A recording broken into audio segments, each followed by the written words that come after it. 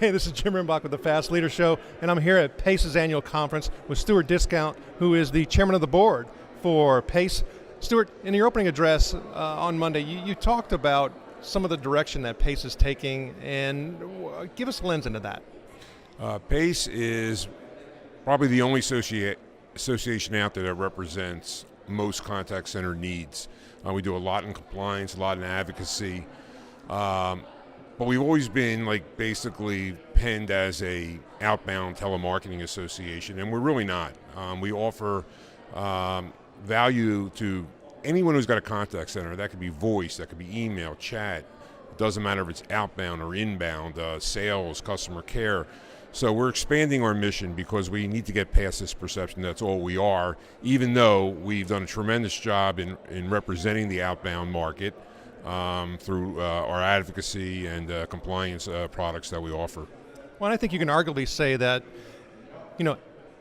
just say interactions as a whole within our marketplace, they are becoming more omni-channel and therefore blended. So even an organization that was primarily doing inbound has to start doing some outbound now if they haven't been, or they're starting to do it and they need to make sure that they're compliant.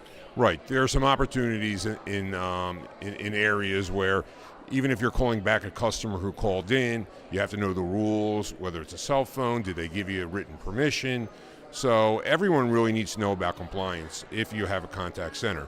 Text messaging is the same as a call, so you have to know what the rules are. If that's all you're doing is text messaging, you're still under the TCPA or the TSR.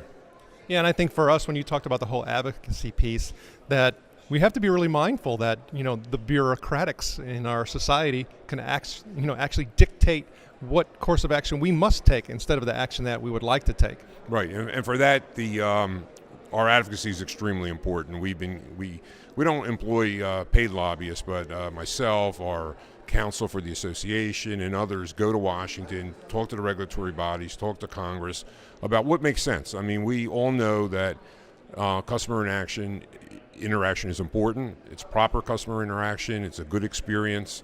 But the industry employs a lot of people. So sometimes regulation has consequences that the government doesn't really understand. So it's our job to educate them.